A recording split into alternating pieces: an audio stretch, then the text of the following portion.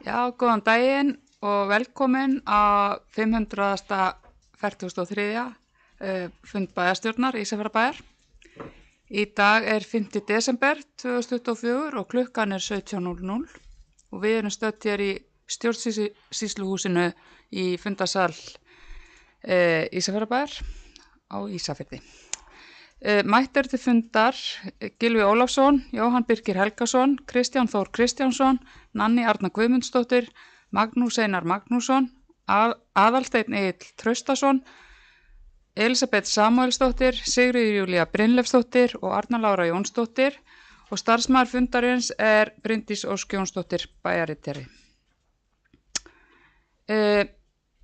Áður en gengið er til boðaðrar dagskrár að þá ætla forsetinn að bera hér upp minningarorð heiðursborgara Ísafjarðarbæjar, Vilberg Valdal Vilbergsson, Villavala, sem lést þann 7. nóvember síðastliðinn og verður borin til grafar laugardaginn 14. desember.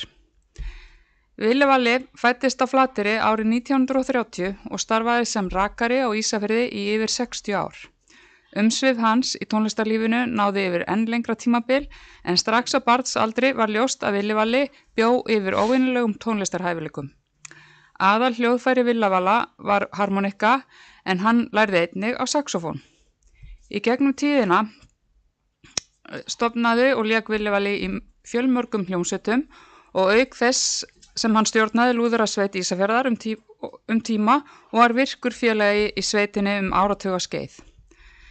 Þrátt fyrir að listsköpun hans hafi aðalega verið á tónlistarsviðinu var Villavali einnig iðinn myndlistamaður. Villavali var útnefndur bæjarlistamaður Ísafjarðarbæjar árið 2001 og heiðursborgari Ísafjarðarbæjar árið 2018.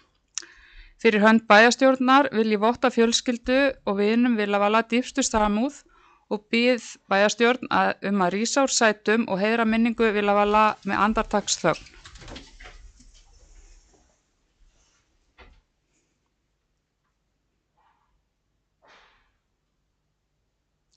Takk.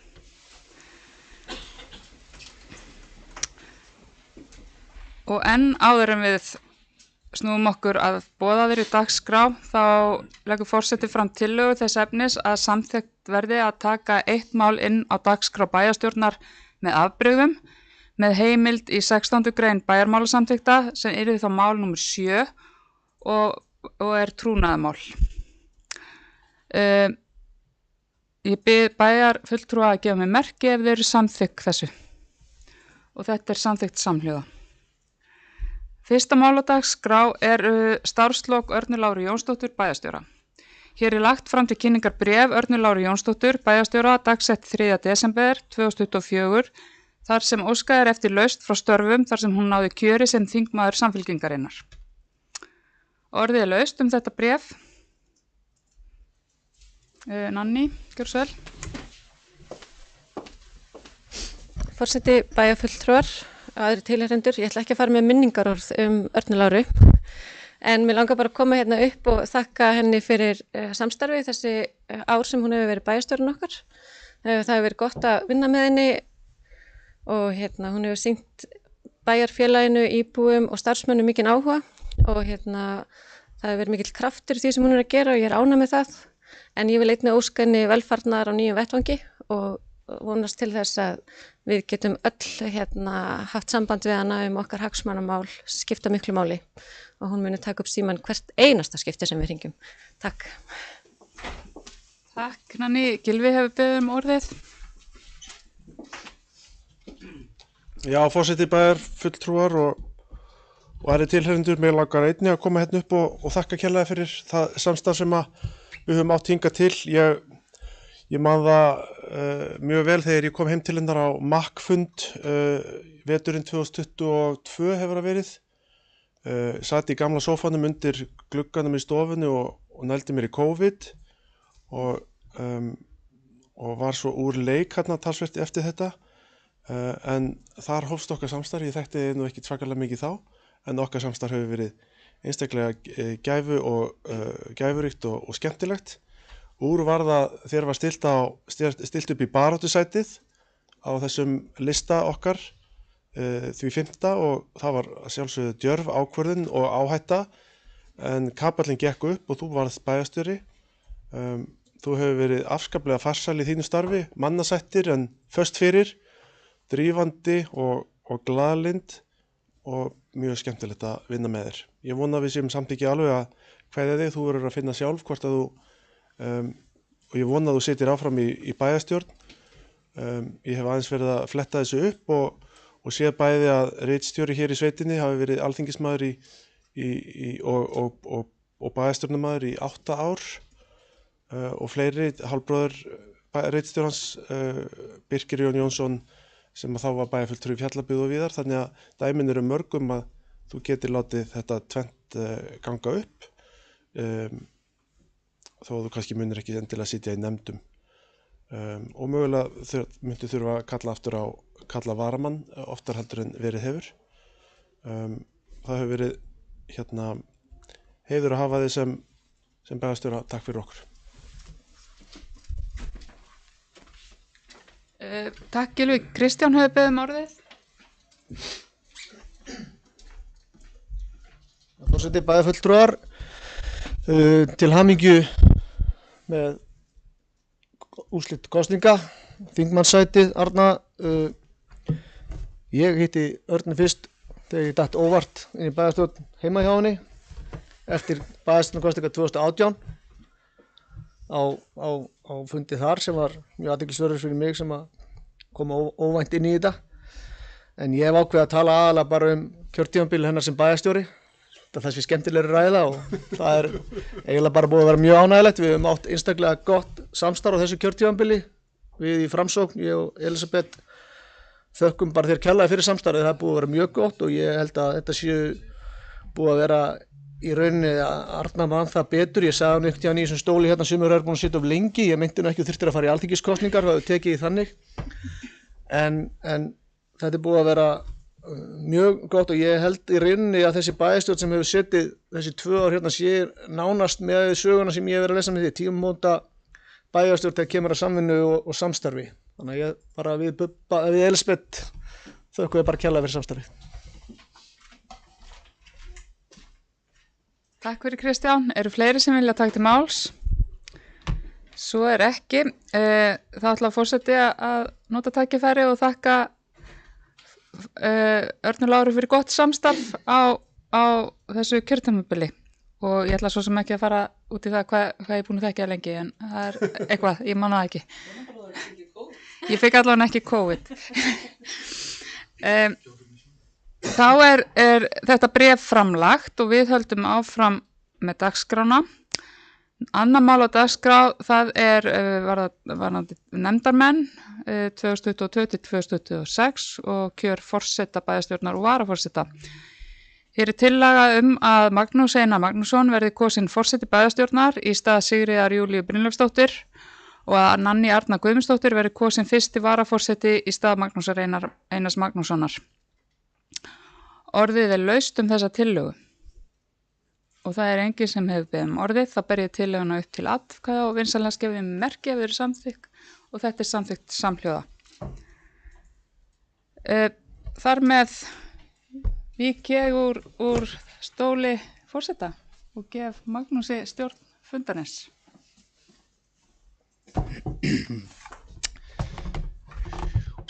Takk fyrir það. Þá höldum við bara áfram með dagskrána.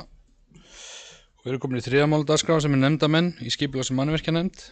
Tillögu að forseta bæjarstjórnar fyrir hönd ílista að að Nanný Arna Guðmundsdóttir verði kosin aðalfulltrúi og formaður skipulags- og mannvirkjanefndar í stað Sigríðar Júlíu Brynleifsdóttir.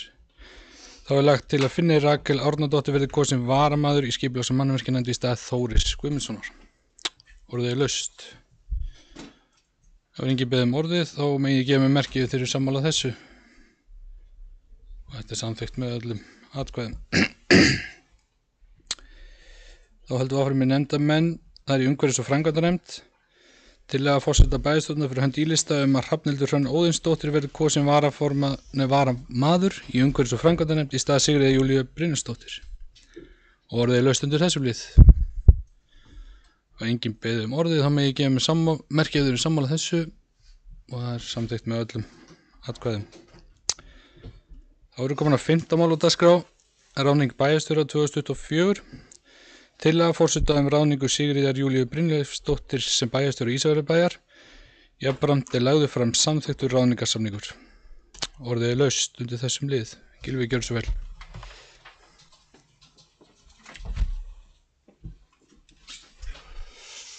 Nýkjörinn forseti, til hamingju með embættið. Hér til umfjöllunar ráðningarsamningur við nýjan bæjarstjóra eftir að ljóst var að Arna hefði hlotið stuðning kjósenda í norðvestu kjördæmi til þess að setjast á Alþingi. Þá varð ljóst að við þyrftum að fylla hennar skarð. Það frábært að hafa haft valmöguleikana á að ráða Sigríði Júlíu sem að hefur verið skólastjóri lýðskólans síðustu misseri og þar áður er hún vön stjórnun af ýmsu tagi og bæjarstjórnarstörfum bæði hér og í borgarbyggð. Hún getur komið hér inn með skömmum fyrirvara, hún byrjar strax í janúar, inn í öllum málum og getur haldið áfram þar sem frá var horfið og lokið þessu kjörtímabili. Það eru vissulega stór spor að fylla en ég held að Sigríður eigi eftir að standa sig mjög vel í því. Hér til umfjöllunar þessi ráðningarsamningur sem að forseti bæjarstjórnar mun svo rita undir fyrir hönd bæjarstjórnar. Þessi samningur er að nær öllu leyti samhljóða því sem að skrifa var undir við hana Örnu. Sá var aftur nær samhljóða þeim samningi sem að verið hafði að frádregnum þeim launatölum sem þarf að leiðrétta. Það þó ein breyting sem að við gerðum á þessum samningi og hann í 9. grein. Í 9. grein segir að bæjarstjóri skuli eiga rétt til biðlauna í 3 mánuði frá því degi sem hann hætti störfum. Þessi tala var 6 mánuðir en þar sem að Sigríður kemur inn á miðju kjörtímabili þá finnst okkur heppilegra að svona skammtíma eðli þessa samnings endurspeglist í þessum biðlaunarétti. Uppsagnarfresturinn að vísu 6 mánuðir áfram ef að samstarfið þarf að rjúfa af einhverjum öðrum ástæðum. Ég vildi bara nefna þetta. Ég man það mjög skýrt þegar við gerðum hennar samning við hana Örnu að þá sagði hún að hún ætlaði ekki að sætta sig við lakari kjörin kallinn sem var undan og það sama mun gilda þá í þessum samningi. Takk fyrir það, Gylfi. Eru fleiri? Jóhann Birkir, gjörðu svo vel.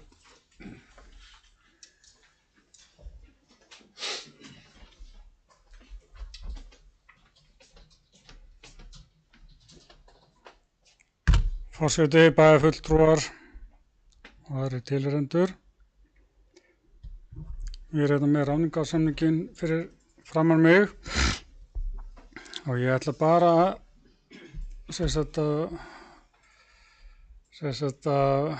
benda hérna á 10. grein og sem ég er ekki sammála. Það að laun bæjarstjóra eða annara starfsmanna yfir höfuð sé tengd við launavísitölu. Frá því að núverandi meirihluti tók við þá hefur launavísitalan farið úr 856 stigum í 1020 stig sem gera 19% hækkun sem langt umfram það sem að aðrir starfsmenn fá.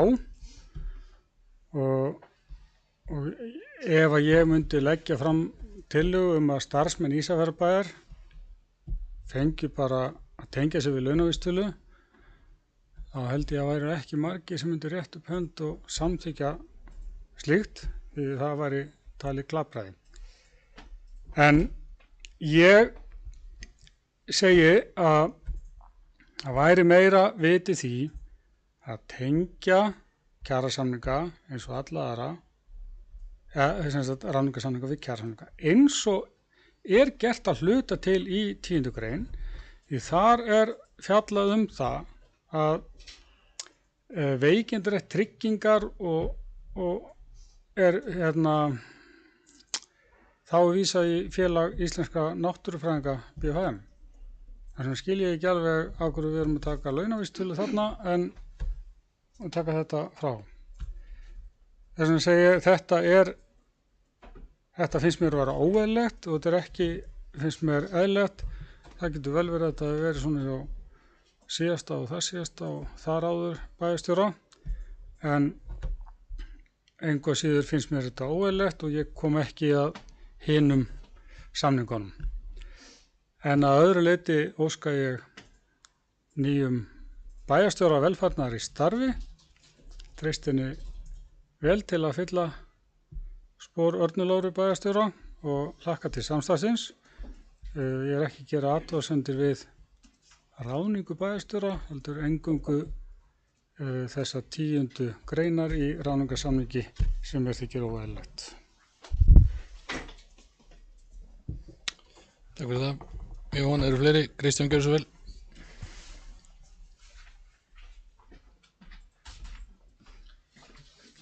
Forseti, fulltrúar,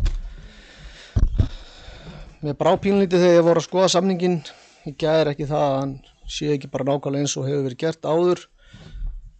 Heldur fór ég að reikna aldrei slíku vant.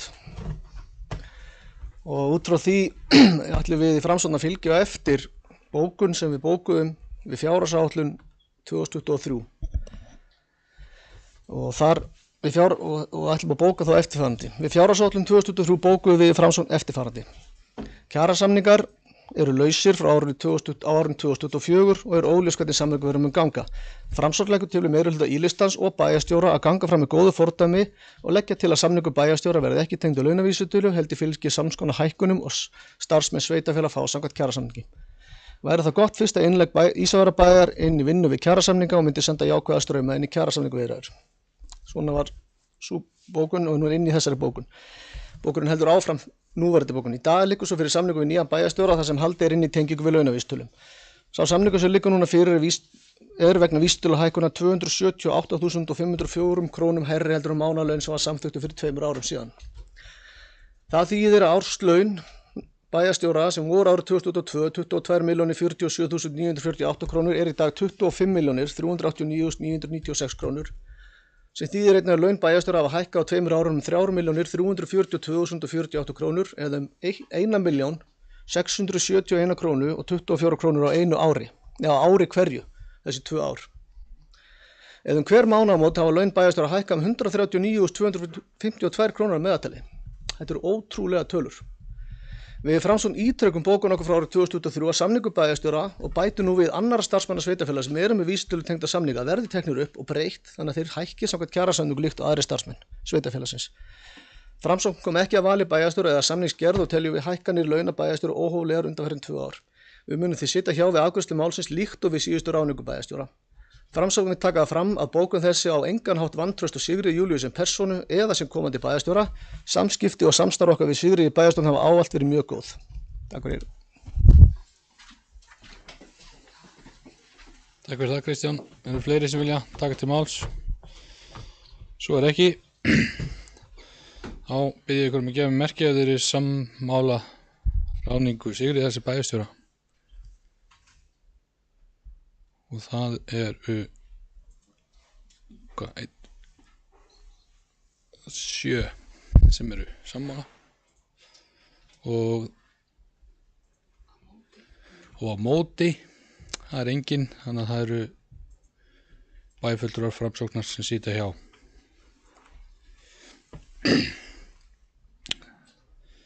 Þá erum við komin í 7. mál sem er fjárhagsáætlun Ísafjarðarbæjar 2025. Forseti leggur fram til samþykktar og síðari umræðu tillögu að fjárhagsáætlun Ísafjarðarbæjar, stofnana og fyrirtækja fyrir árið 2025 ásamt 3 ára áætlun fyrir árin 2026 til 2028. Jafnframt eru lögð fram til samþykktar og síðari umræðu framkvæmda áætlun Ísafjarðarbæjar fyrir árin 2025 til 2035. Orðið er laust. Arna, gjör svo vel.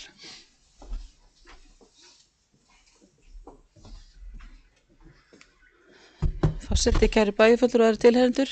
Ég ætla að biðja hana Bryndísi að setja á skjáinn kynningu sem Bryndísi bæjarritara, að setja á kynningu á skjáinn sem fjármálastjóri Edda María Hagalín og upplýsingafulltrúi Tinna Ólafsdóttir gerðu fjárhagsáætlun 2020 sem verður á vef Ísafjarðarbæjar fyrir íbúa til þess að átta sig betur á fjárhagsáætluninni.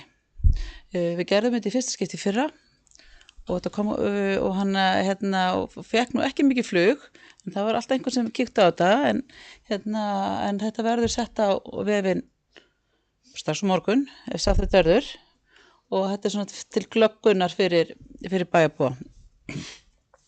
En ég ætla nú kannski að byrja á því að það voru gerðar nokkra breytingar á fjárhagsáætlunum milli umræðuna og ég ætla að fara yfir þær. Það var keyrð inn ný launaáætlun og gerðar nokkrar minni háttar breytingar, þannig að netto niðurstaðan var aukning á kostnaði 2,3 milljónir. Þannig að það voru nokkrar lagfæringar þurft að gera. Það voru líka lesið inn millifærslur inn á deildirnar og þær millifærslur leiddu til þess að hafa lækkun á afgangi 4,4 milljónir. Og svo var gerð breyting án millifærslna launa og það voru 38 milljónir og það var það helsta, nú ætla ég að telja það upp. Það var breyting og legu hugbúna sem láðist að uppfæra við fyrir umræðu, þannig að það var aukin kostnaður 1.046.000. Það var nýr innlaustur skuldabréfakerfi, þetta er kannski svolítið tæknilegt fyrir ykkur, en ég ætla fyrir tilheyrendur, ég ætla samt að lesa þetta upp að þetta er ekki margir leiðir. En þessi innlaustur á skuldabréfakerfinu, hann lækkaði vaxtakostnað 5,4 milljónir. Skatttekjur lækkaði 20.418.000. Það var þá fyrsta lagi fasteignaskattur 10 milljónir, en svo þið munið þá lækkuðu við fasteignaskattin við fyrir umræðu úr 0,54% í 0,5%. Og það var líka þessi valdandi á jöfnunarsjóður, hann lækkaði líka 10.480.000. Það voru gerða breytingar á áætlun velferðarsins, þannig að þar var aukin kostnaður upp á 37.906.000, en þar er helsta skýringin aukning á lögbundnu framlög vegna málefna fatlaðs fólks, og þetta vegna þjónustu í aðeldarsveitarfélögum okkar, þetta aðalega aukning á þjónustu á Reykhólum. En þetta fáum við tilbaka í gegnum jöfnunarsjóð. Það var líka breyting á áætlun 06 í æskulis- og íþróttamál. Þar var aukin kostnaður 10.520.000 vegna frístundastyrkja og hugbúnaðarlausna vegna þessa. Það var líka aukin styrkur hafnarinn í sumaviðburði sem fór upp í 14.500.000 eða í 20 milljónir. Svo var líka aukin söluhagnaður fastis tæpar 40 milljónir og svo voru styrkir hjá byggðasafninu hækkaðir 900.000. Svo er eitt í þessum breytingum sem er ekki komið inn, sem er langar að greina frá hér, sem við munum væntanlega gera grein fyrir í bæjarráði á mánudaginn. Það er að húsnæðisfélagi Brák, sem er óhagnaðardrifið félag í eigu sveitarfélaga og HMS, hefur samþykkt að kaupa eignir Fastis og Suðureyrar og Þingari. Og þetta mun hafa jákvæð áhrif á rekstur Ísafjarðarbæjar til batnaðar og við gerðum ekki ráð fyrir þessu í fjárhagsáætluninni. En við fáum kauptilboðið vonandi bara morgun, þannig að við getum lagt það fyrir bæjarráð á mánudaginn. Þannig að við munum þurfa að gera það bara viðauka hið snarasta til þess að laga þetta. Söluverðið er 301.800.000 og er því söluhagnaður 213 milljónir króna, en eftir uppgreiðslu lána þá verða eftir tæpar 30 milljónir. Það er líka gaman að segja frá því, þetta er eitt af þessi verkefnum sem við settum niður þegar við vorum að fara í gegnum markmiðasetningu þegar sem við gerðum í upphafi þessa kjörtímabils, þá ætlum við að reyna að selja þessa eignir og þetta er bara risastór áfangi á þeirri vegferð og þetta er bara mikið fagnaðarefni fyrir okkur og þetta léttir á rekstrinum okkar til lengri tíma. Svo kannski það helsta sem hefur breyst, þessar breytingar urðu til þess að það urðu nokkra breytingar. Að tekjurnar eru að aukast 379 milljón krónur á milli ára. Rekstrargjöldin eru að hækka 530 milljónir. Þetta er aðeins hækkun miðað við það sem voru búin að gera ráð fyrir síðast í fyrri umræðu. Og svo langar maður líka að segja fyrir það að jöfnunarsjóðurinn hann er að hækka bara mjög lítillega. Hann var 2.168 milljónir 2024 en verður núna samkvæmt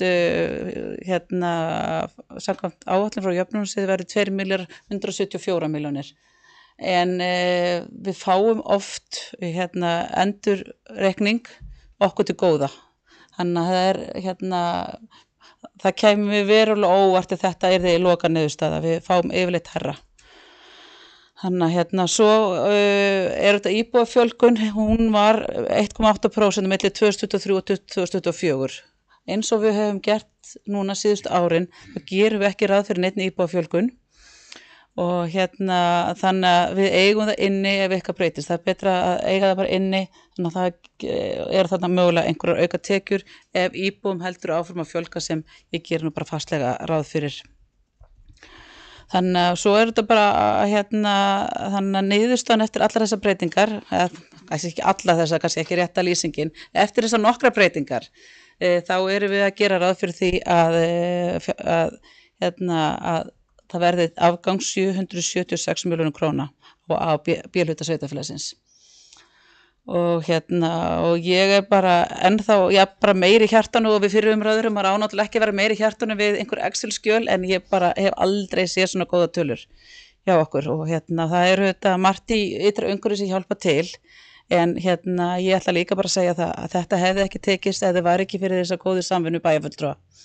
Og svo má líka, og starfsmenn sveitarfélagsins hafa eiga líka mikla þakkir skildar fyrir að vera alltaf með augun á boltanum og halda okkur við efnið og varði að fá að nefna þá sérstaklega fjármálastjóri Eddu Maríu Hagalín og Bryndísi Jónsdóttur bæjarritara sem eiga mikla þakkir skildar fyrir að halda utan þetta stóra verkefni sem fjárhagsáætlun er.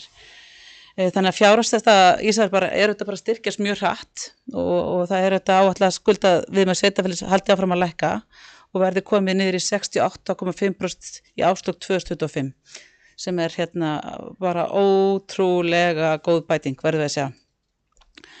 En og ég ætla bara að fá að segja hér bara klappið ykkur á bakið, vel gert, þetta er bara hrikalega vel gert.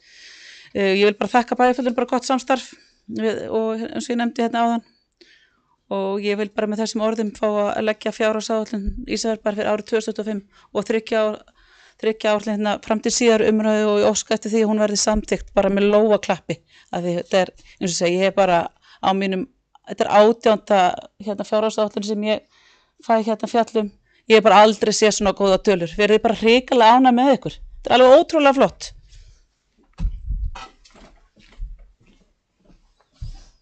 Takk fyrir það. Ylvi hefur beðið orðið.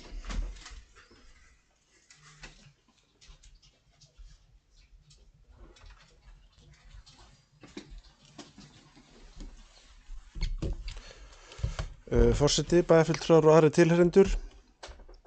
Við höfum hér skipt aðeins með okkur verkum í meirihluta ílistans og eftir þessa innblásnu ræðu bæjarstjórans þá langar mig að vekja athygli á blaðsíðu 64 í greinagerð. Þar eru fjárhagsleg markmið tilgreind. Við settum okkur, það var okkar fyrsta verk þegar við tókum hér við eftir sveitarstjórnarkosningarnar 2022 að setja okkur fjárhagsleg markmið út kjörtímabil og raunar aðeins út fyrir það. Þetta eru markmið rekstrarjöfnuð, framlegð og veltufé frá rekstri, fjárfestingar, stöðu B-hluta stofnanna, efnahag og skulda hlutföll.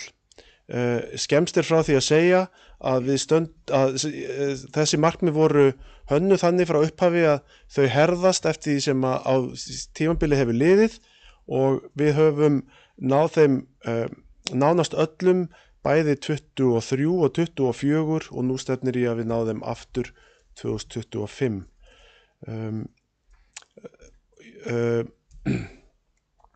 Það er að vísu þarna eitt atriði sem að snýr að veltufjárhlutfalli sem að við virðumst ekki ætla að ná í þar sem að við erum með 0,86 en markmiðið var að vera yfir 0,9.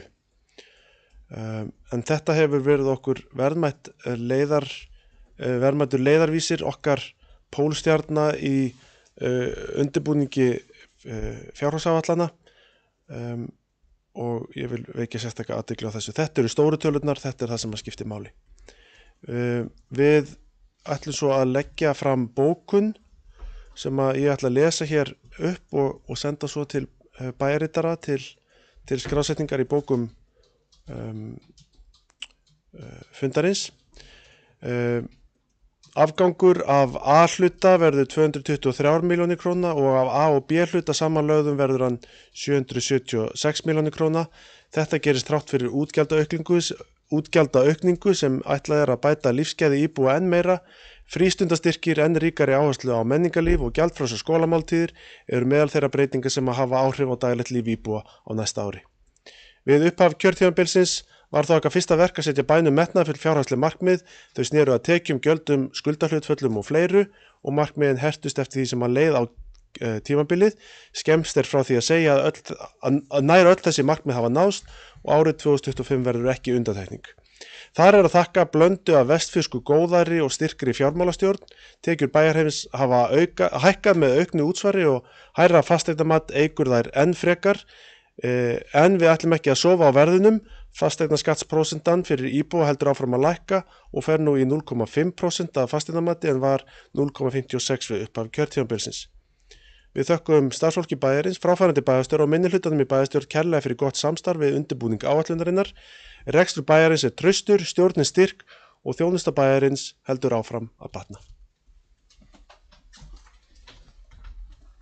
Takk fyrir það. Eru fleiri sem vilja taka til máls? Jóhann, gjörðu svo vel.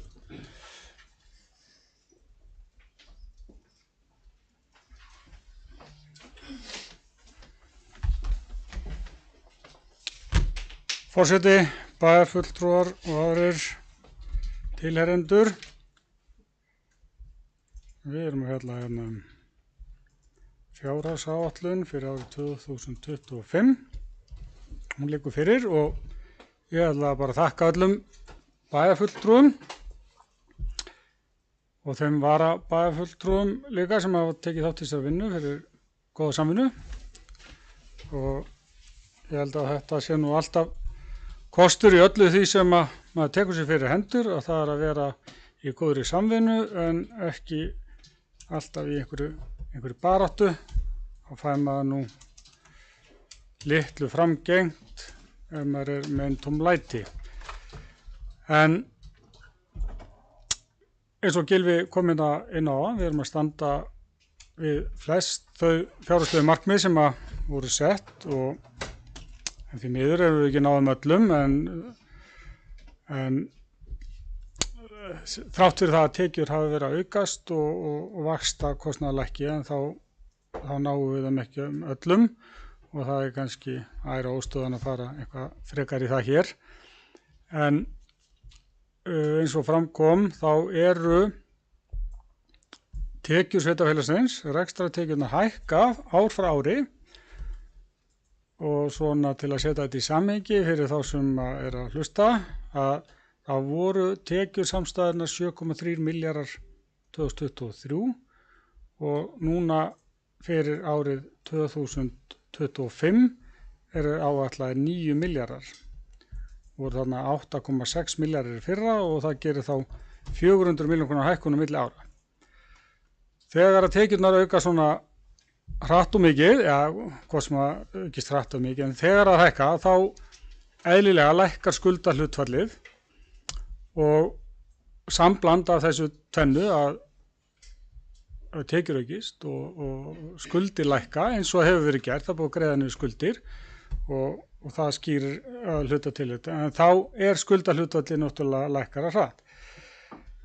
Hins vegar, þegar að svona velgengur, að þá er tilhneiging að belgja út kerfið og það gerist í þessum að rekstrargjöld hækka 500 milljónir og verðbætur lækka 100, tekjur aukast 400 og það gerir verði rekstrarniðurstöðu upp á 50 milljónir milli ára.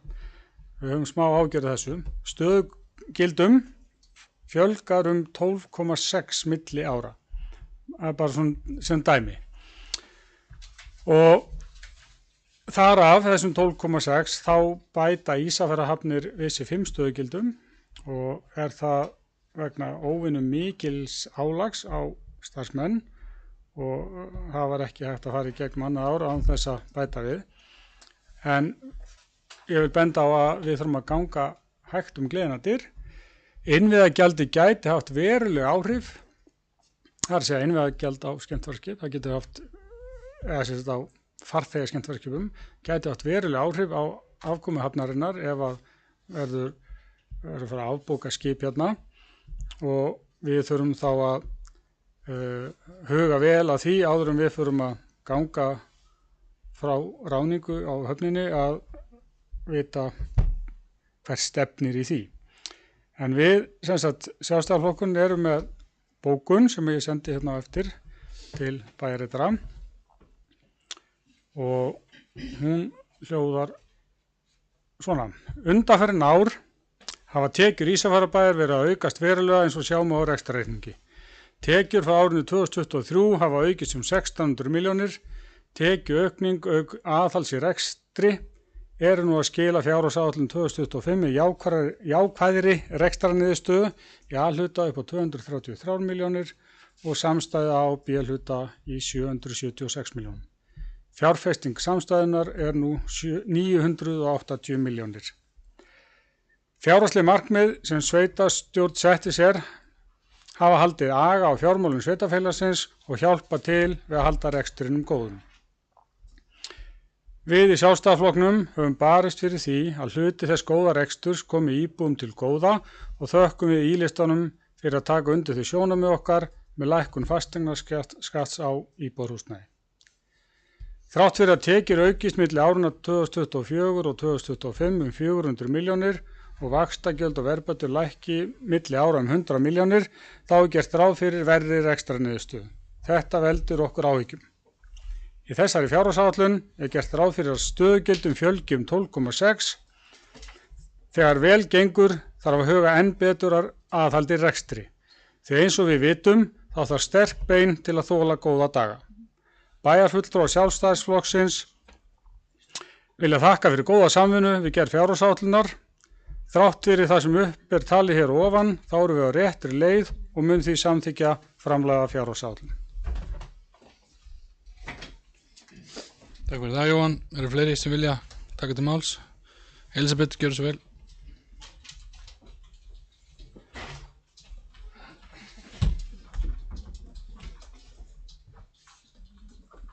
Forseti, bæjarfulltrúar og aðrir tilheyrendur.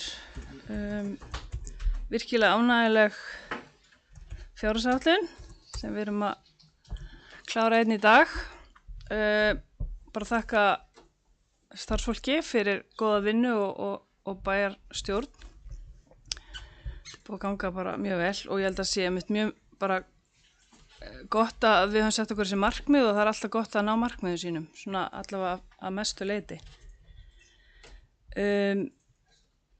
Og bara mikilvægt að við höldum því áfram og hérna uppfærum markmiðin eftir hvernig staðan er og hérna höldum áfram í sömu vegferð.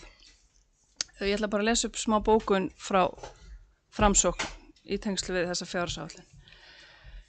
Með vaxandi tekjum og ákvörðun bæjarstjórnar fjárhagsleg markmið er sveitarstjóri Ísafjarðarbæjar að braggast verulega eftir erfiða tíma í kringum heimsfaraldur 2020. Í fyrra voru merki verulegar vaxandi tekjur sveitarsjóðs en þá gerðum við í Framsókn athugasemdir hækkandi rekstrakostnað og þá sérstaklega launakostnað og aukning á stöðugjöldum. Við gerum ekki athugasemdir við kostnaðarhækkanir í núverandi fjárhagsáætlun. Við vinnu fjárhagsáætlunar og við fyrstu umræðu kom í ljós að tækifæri voru í frekari skatta og kostnaðarlækkunum fyrir íbúa í sveitarfélaginu og studdu við lækkun fasteignagjalda. Við fyrri umræðu lögðum við í Framsókn fram tillögu að setja á frístundastyrki fyrir börn í sveitarfélaginu og voru við þar að horfa sérstaklega til að gera betur fyrir fjölskyldur. Í bókum framsóknar við fyrri umræðu kom meðal annars eftirfarandi fram og þá lesi ég upp gamla bókun, eða fyrri bókun. Í mörgum sveitarfélögum veittur frístundastyrkur. Frístundastyrkur iðkun barna kostnaðarsöm og myndi frístundastyrkur vera góð búbót til barnafjölskyldna í Ísafjarðarbæ. Einnig þetta hvati til íþrótta- og tómstundaþátttöku barna og unglinga og styrkir grunn þess að öll börn geti tekið þátt í uppbyggilegu frístundastarfi óháð efnahag eða félagslegum aðstæðum. Framsókn telur frístundakort gera sveitarfélagið enn samkeppnishæfara þegar kemur að búsetu ákvörðun fjölskyldufólks. Og þá held ég áfram með núverandi bókun.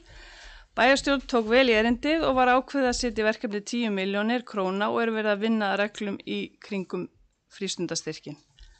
Framsókn þakka fyrir góð viðbrögð við þessari hugmynd frístundastyrk. Einnig þakka Framsókn góða og gegnsæja vinnu við fjárhagsáætlun. Við teljum bæjarstjórn vera á réttri leið og teljum við nú sem áður það ekki síst vera vegna góðra samvinnu alla í bæjarstjórn. Framsókn stendur fyrir samvinnu, hófsemi og heiðarleika og endurspeglar fjárhagsáætlun og fjárhagsáætlun að vinna þau viðhorf. Takk fyrir. Takk fyrir það. Eru fleiri sem vilja taka til máls? Nanni, gjörðu svo vel.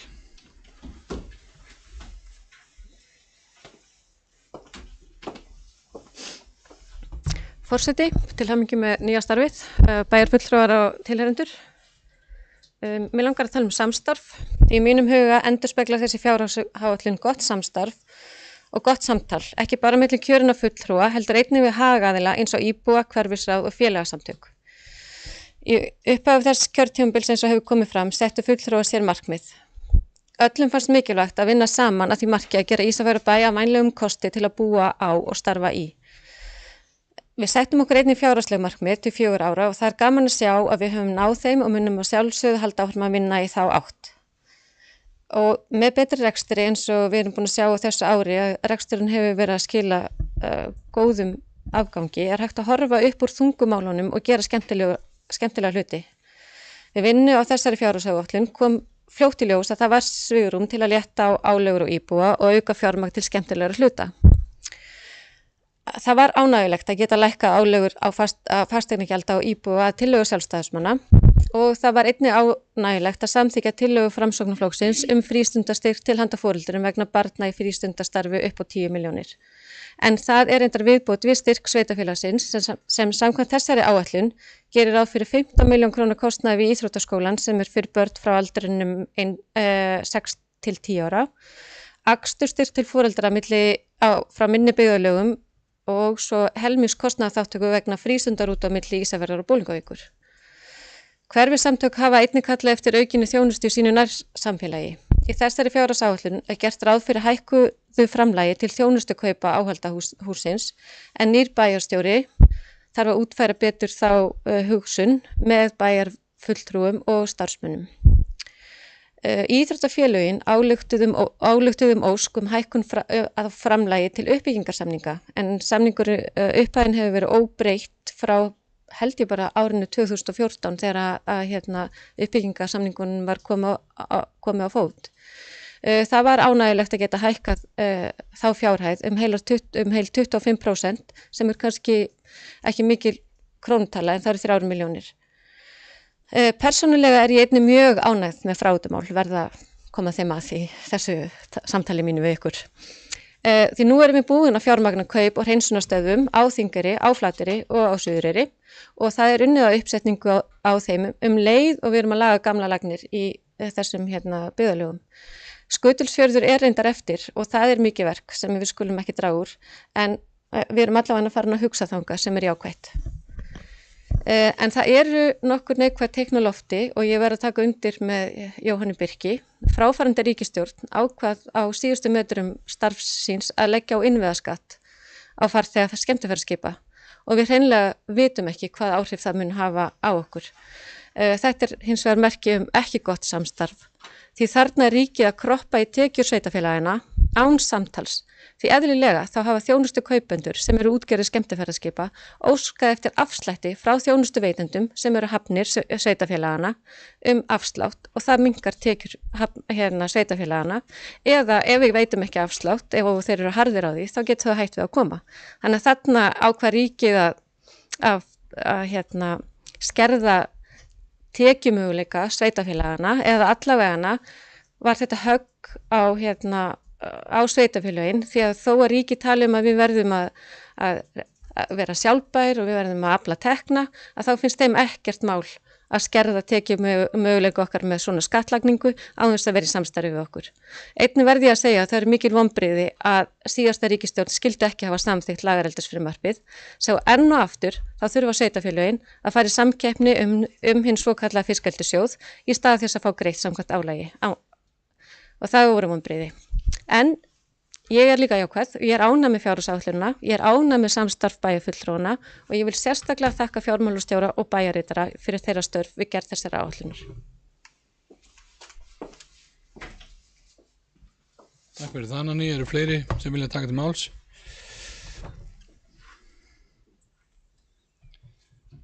Arna, gjörðu svo vel.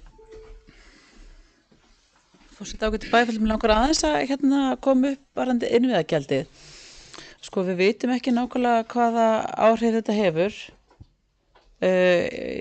Hitti hafnarstjóri hér í dag, við erum ekki enn farin að fá neinar afbókanir en það stutt síðan að þetta var ákveðið þannig að hann hefur heyrt í umboðsmönnum skipa sem eru svartsýnir og þeir hafa og spurt hvort að það komi til greina að við veitum þeim afslátt sem þessu nemur, sem mér finnst ekki komið til greina að því að þetta er ákvörðun ríkisins að setja þetta á. Þannig að við veitum ekki alveg hvaða afleiðingar þetta hefur í för með sér. Þannig að við hefum svolítið eftir að sjá, að maður hafi þetta pínu ágjur af þessu og svo er það líka þannig og þar sem við erum þetta búin að vera með mikið ris í komum skemmtaraskipa og við erum þetta að gera ráð fyrir því að það verði bara sviputali sem kemur hér næsta sumar en það sem fyrirsjánlegt er að skipum mun fækka að koma. Nú er Eystrasaltið að opna aftur, höfnin í Helsingi er í mikilli markaðsvinnu og það er verið að leita á höfnum til að koma inn fyrir Sankt Petersburg og við vorum að hagnast á því að Eystrasaltið var lokað. Þannig að ég er bara að segja hér að það geta verið ýmsar breytingar í komu skemmtaraskipa og og bara ágætt að hafa það bak við eyra en ég hef bara áhyggjur af þessum innviðaskatti hvaða áhrif þetta hefur á komur hingað. Ég hef svo sem ekkert á móti því að þessi skemmtiferðaskip séu skattlögð en það þarf að vera einhver fyrirsjáleiki og þarf að vera eitthvað sólarlag og þannig að fólk geti búið sig undir þetta og svo finnst mér þetta bara allt of bratt. Það er í stefnu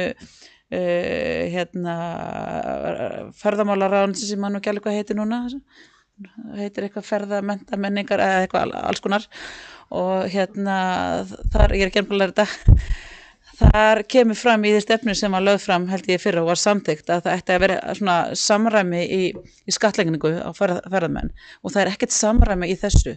Það er allt annað gistináttagjald skemmtaraskip heldur en á aðra gistingu þannig að það er ekkert samræmi þarna í þannig að þetta er bara mál sem held ég þurfi bara að taka upp og skoða hans betur. En þannig að það fyrir mér að það er að vera eitthvað sólarlagsakani, það er að vera fyrirsjáanleiki og eitthvað svona samræmi og þetta er bara allt of hátt svona sem fyrsta og láta að taka gildi strax. Þannig að ég bara hef áhyggjur af þessu þannig að ég deili því bæði með Nanný og Jóhann Birgi. Takk fyrir það, Arna. Eru fleiri sem vilja taka til máls? Svo er ekki. Þá ber ég upp fjárhagsáætlun Ísafjarðarbæjar 2025 til samþykktar sem ég gefa mig merki og hún er samþykkt með öllum atkvæðum. Þá erum við komin í 7. mál sem er trúnaðarmál, þannig að við ætlum að taka hljóð af upptöku á meðan það mál er rætt.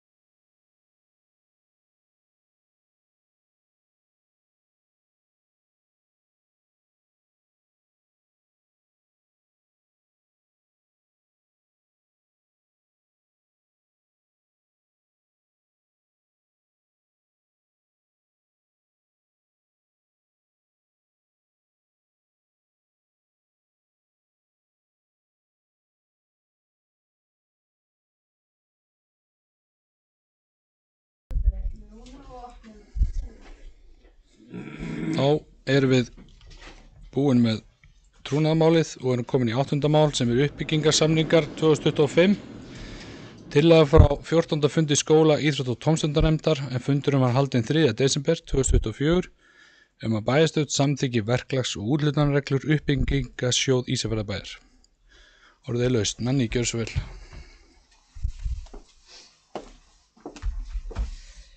Forseti bæjarfulltrúar, íþrótta- og tómstundanefnd var með fund núna á þriðjudaginn 3. desember þar sem þessar reglur voru samþykktar. Við höfðum einnig tekið fyrir að fundi hálfum mánuði áður. Ástæða fyrir því að við erum að leggja fram þessar reglur eru þær að þær voru ekki til. Þannig að það sem að þetta hefði verið verkefni HSVAF áður en að við fengum starfsmann hingað inn til okkar, þannig að það vantaði þessa stjórnsýsluumgjörð. Reglurnar hafa verið lesnar yfir af bæjarritara og við fengum þær svo til samþykktar á þriðjudaginn. Þetta er bara svona stjórnsýslu verkefni sem að skýrir verkferla og ég hvet ykkur bara til þess að samþykkja þær. Ég sé hins vegar að það er rauð athugasemd á blaðsíðu við 7. greinargerð þar sem stendur styrks er greiddur út eftir að íþróttafélög staðfesta með greinargerð og ljósmyndun. Athugasemdin átti svo sem ekki að vera inni en það voru allir sammála að þetta ætti ekki að vera sérstaklega flókiferli. Þetta er ekki þannig upphæðir að það þurfa að skila margar blaðsíða greinargerð. Og það er kannski það sem ég vil bara koma framfæri að íþróttafélögin það er nóg að þau sendi ljósmyndir og gerir bara stuttlega grein fyrir verklókum og þannig að þetta á ekki að vera neins sérstaklega flókin stjórnsýsla en á að vera skýr. Takk. Takk fyrir það. Eru fleiri sem vilja taka til máls? Svo ekki, þá megi ég gefa mig merki ef þeir eru sammála þessum. Þetta er samþykkt með öllum atkvæðum.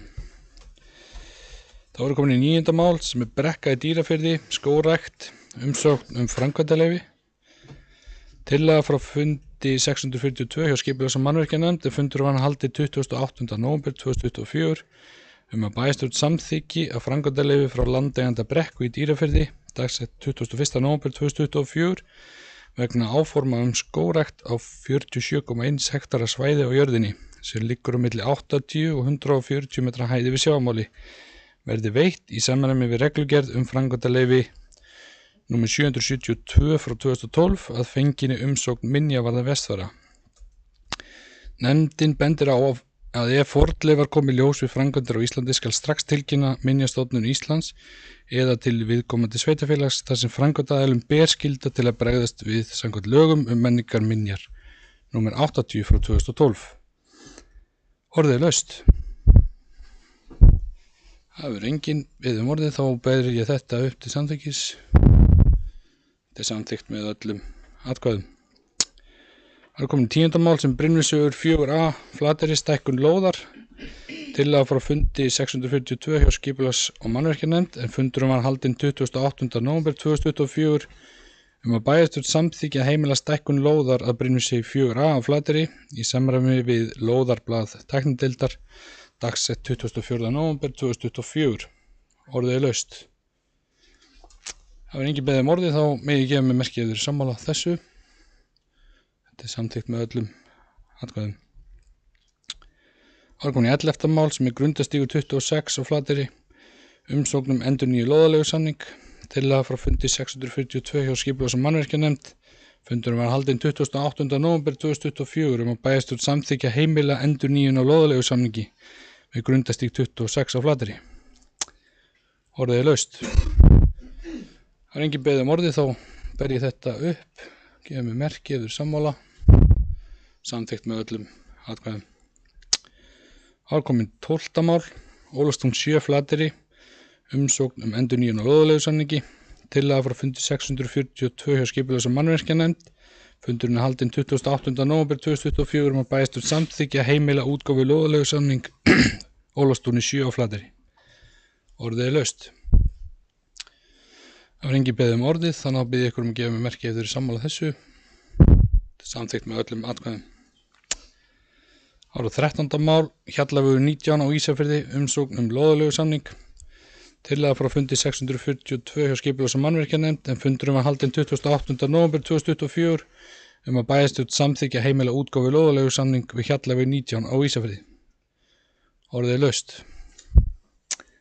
Það var engin beðið orðið, þá megi gefa mig merki ef þið eru samþykkt þessu. Þetta er samþykkt með öllum atkvæðum.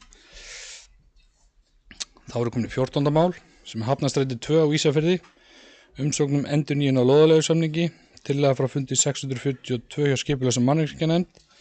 Fundurinn er haldinn 28. nóvember 2024 að bæjarstjórn samþykkja heimila útgáfu lóðalegu samning við Hafnarstræti 2 á Ísafirði. Orðið er laust. Það verður engin beðið orðið, að þá megi gefa mig merki ef þið eru þessu sammála. Samþykkt með öllum atkvæðum. Þá eru komin í 15. mál, Seljaland 17 á Ísafirði, umsókn lóð. Tillaga frá fundi 642 skipulags- og mannvirkjanefnd, en fundurinn var haldinn 28. nóvember 2024 að bæjarstjórn samþykkja að Grétar Kristjánsson og Rannveig Þorkelsdóttir fái lóðina við Seljaland 17 á Ísafirði, samkvæmt umsókn með þeim reglum sem gildi eru og settar kunna verða. Lóðarumsókn fellur úr gildi hafi byggingarleyfi ekki verið gefið út innan 12 mánaða frá úthlutun. Orðið er laust. Það verður engin beðið orðið, þá megi gefa mig merki eftir þessu sammála. Þetta er samþykkt með öllum atkvæðum. Það eru komin í 16. mál, aðalskipulag Ísafjarðarbæjar 2020 til 2032. Tillaga frá fundi 642 hjá skipulags- og mannvirkjanefnd, en fundurum var haldinn 28. nóvember 2024 að bæjarstjórn samþykkja ganga til samninga við Verkís vegna áframhaldandi vinnu við endurskoðun á aðalskipulagi Ísafjarðarbæjar. Orðið er laust. Jóhann, gjörðu svo vel.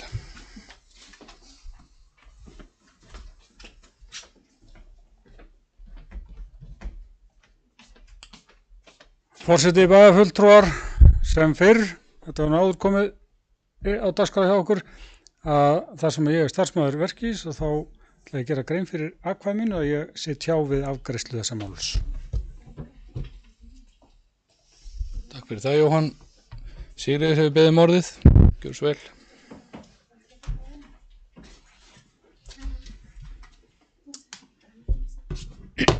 Já, forseti, bæjarfulltrúar og aðri tilheyrendur.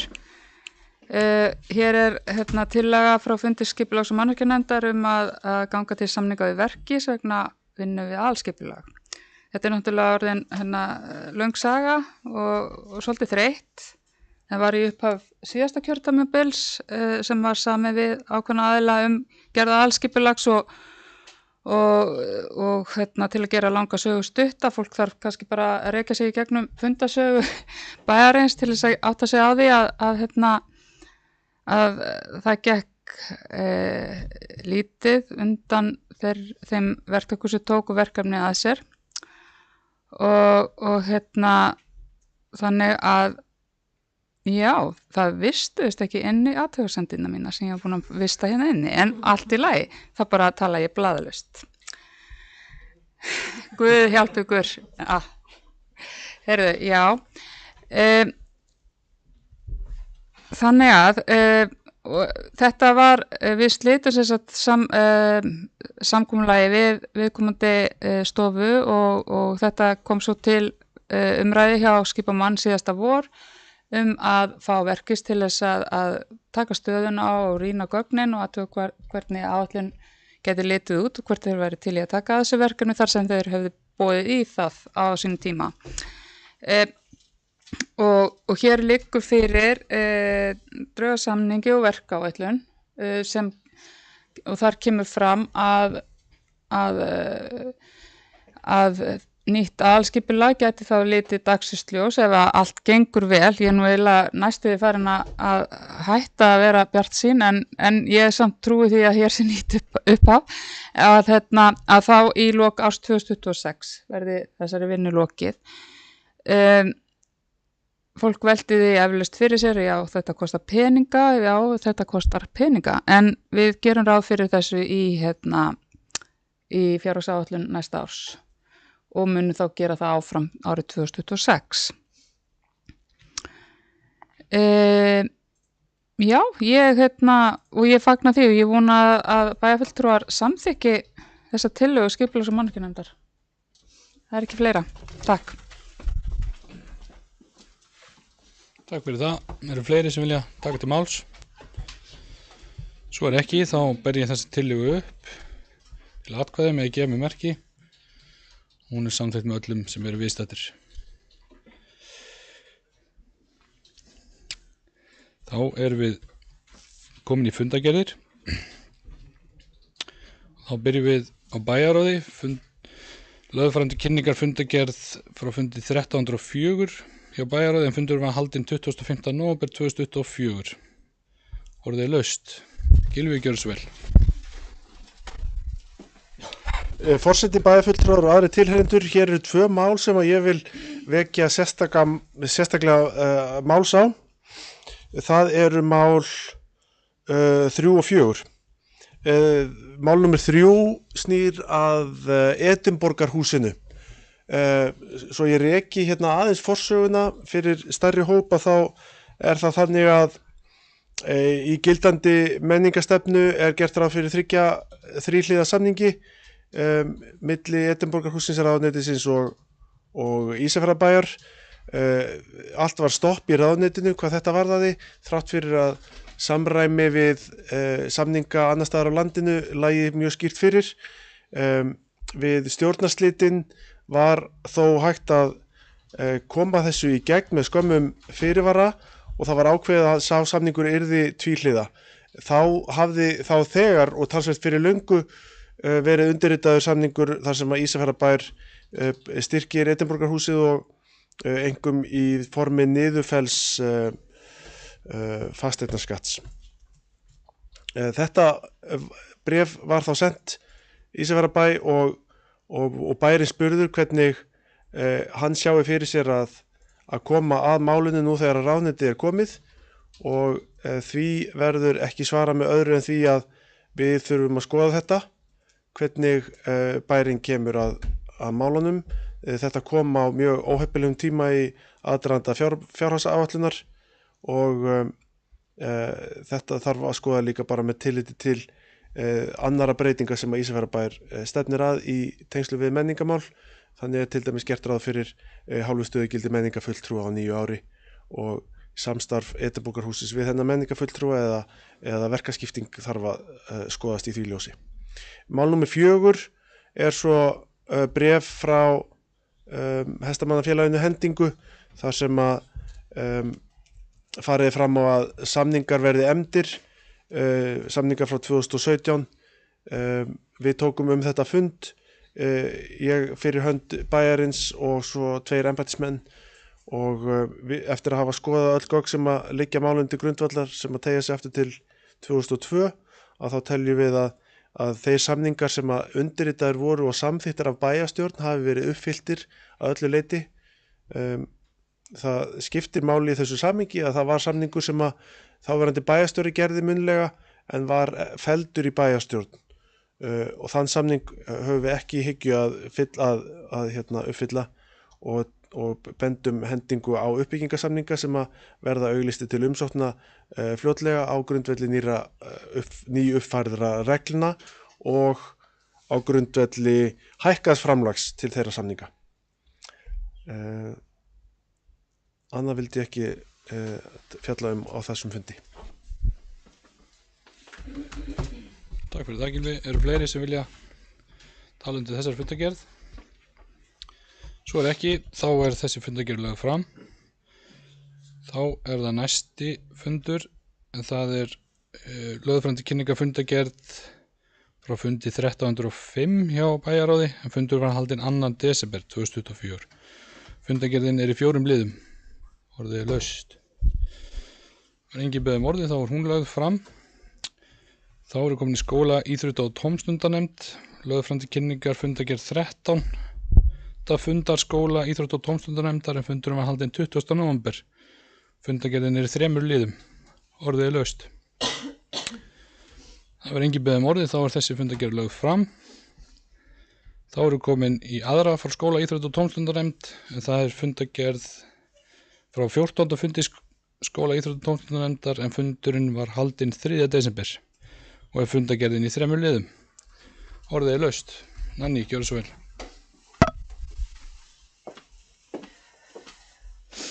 Forseti bæjarfulltrúar á þessum fundi á 3. desember þá byrjuðum við að ræða frístundastyrki og nefndin var falið að setja upp reglur varðandi frístundastyrkina og við byrjuðum að ræða málin, fólum starfsfólki skóla íþrótta og tómstundarnefndar að taka saman upplýsingar fyrir okkur frá öðrum sveitarfélögum og ræddum það okkar á milli hversu mikilvægt það væri að þessi styrkir væru fyrir foreldra og hvernig það myndi nýtast foreldrum best. Við settum okkur einnig það markmið að reyna að klára þessar reglur fyrir loki janúar, þannig að það væri hægt að samþykkja þær á bæjarstjórnarfundi í byrjun febrúar og þannig að hvort sem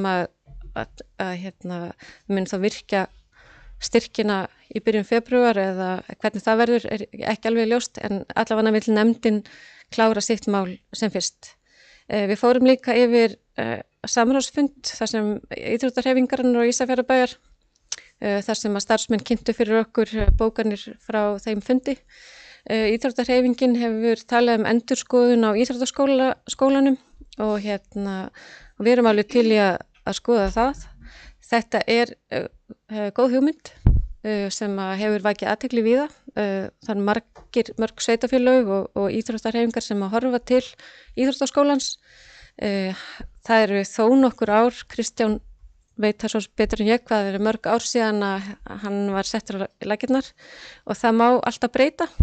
Það er ekkert eitthvað sem er metlað í stein en það sem okkur finnst mikilvægt í þessu að íþróttaskólinn er fyrir börn en ekki fyrir íþróttafélög og þarna erum við að hugsa hvernig við getum komið inn íþróttahreyfingu fyrir börn á þeim tíma sem að þau eru mest aktív sem að er klárlega ekki seinni part dags. Þannig að það er svona það sem að við erum að skoða ræddum það að við skildum reyna að fá upplýsingar hjá þeim sem að meira vita heldur en akkurat við sem sitjum í nefndinni núna og það væri líka ráða að heyra hvernig þetta nýtist frá foreldrum og annað slíkt. En þetta er mál í vinnslu og mun sjálfsagt taka svolítinn tíma að vinna úr því. Takk fyrir það. Eru fleiri sem vilja koma undir þessari? Kristján, gjörðu svo vel. Forseti bæjarfulltrúar bara svona örsnögt varðandi íþróttaskólann þá voru hugmyndirnar byrjum að ræða þetta 2008, 9, 10 og ég held að hann hafi tekið gagnið 11 frekar en 12, 11 en þetta var samstarfsverkefni héraðssambandsins sem ég var nú starfsmaður hjá á þeim tíma og íþróttafélagana og var alltaf kynnt og ákveð að fara af stað með sem þróunarverkefni. Hann hefur samt eiginlega ekki þróast þannig að það er bara ágætt að sé þá tekið upp núna 10, 11, 12, 13 ára setna að þá einhvers konar þróun verðið á honum. Takk. Takk fyrir það. Eru fleiri sem vilja koma undir þessu lið? Svo er ekki, þá var þessi fundagerð lögð fram. Þá erum við komin í síðustu fundagerðina en það er frá skipulags- og mannvirkjanefnd. Lögfræðandi kynningar fundagerð 642. Fundar skipulags- og mannvirkjanefndar. Fundurinn var haldinn 28. nóvember 2024 og er fundagerðin í 17 liðum. Orðið er laust. Sigríður, gjörðu svo vel.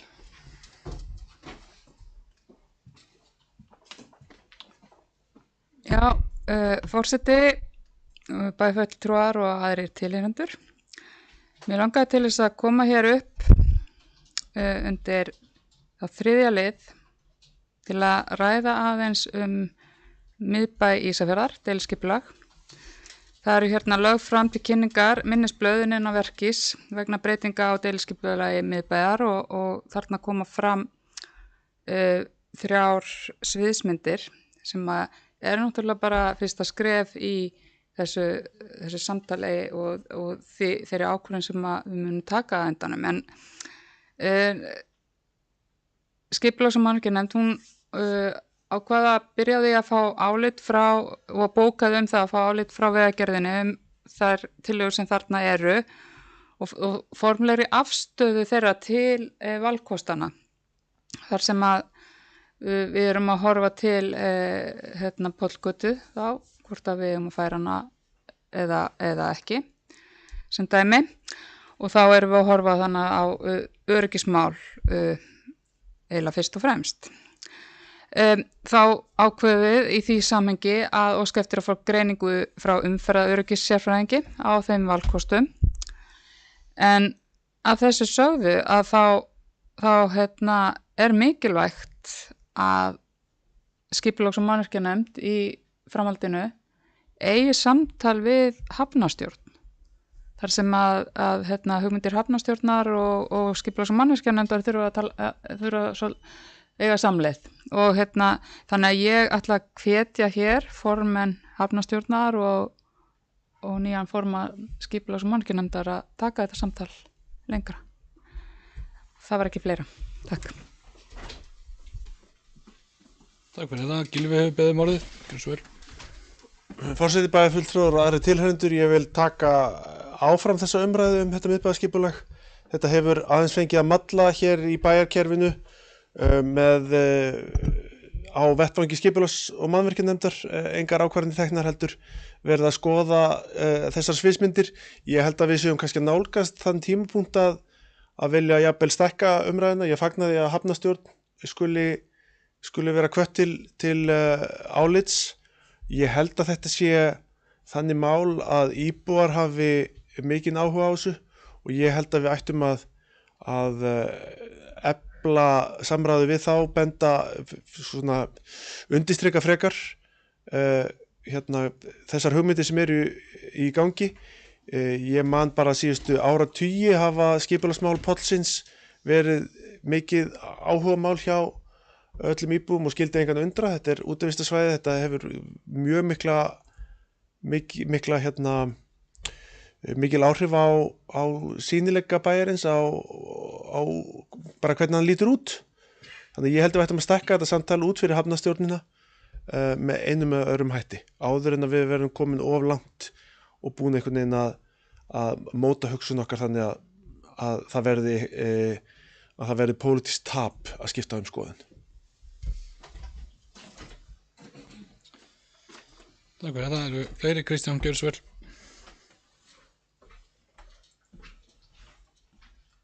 Forseti, bæjarfulltrúar, ég satt þennan fund sem varamaður í nefndinni og ég er sammála Gylfa. Ég held þetta þurfa að fara lengra. Ég sá þessar myndir í fyrst skipti þarna og ég hvet alla bæjarfulltrúa og aðra til þess að fara að skoða þetta, því að ég er búin að vera að hugsa þetta svolítið líka mikið eftir á og það eru alveg alls konar sjónarmið sem að koma inn í þetta.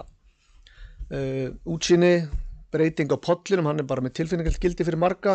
Hvernig viljum við að umferðin stjórnist ef allt gengur eftir, til dæmis við Suðurtangan og skipulagið þar, segjum sem svo að HG breyti og fara að stað með sitt, Kerisir fara að stað með sitt, þá verður tugir ef ekki 100 mann sem vinna niður á Suðurtanga í framtíðinni. Viljum við að umferðin fara þá í gegnum Pollgötuna alla, eða viljum við létta þeirri umferð og fara með götuna ytra? Þetta hefur Vegagerðin eitthvað að segja. Það þarf að huga gangandi vegfarendum og hjólandi vegfarendum og sérstaklega útsýni og annað slíkt. Skemmtið að skipa farþegum og annað slíkt. Ég held þetta sé hárrétt hjá Gylfa. Ég held við þurfum að fara í víðara samhengi með þetta og hugsa þetta alveg í þaula áður við tökum einhverja ákvörðun fljótferðna. Takk. Takk fyrir það. Eru fleiri sem vilja taka til máls? Svo er ekki. Þá er þessi fundargerðarlega fram. Þá er dagskráin tæmd hjá okkur og ég vil þakka ykkur fyrir fund og segja þessum bæjarstjórnarfundi slitið.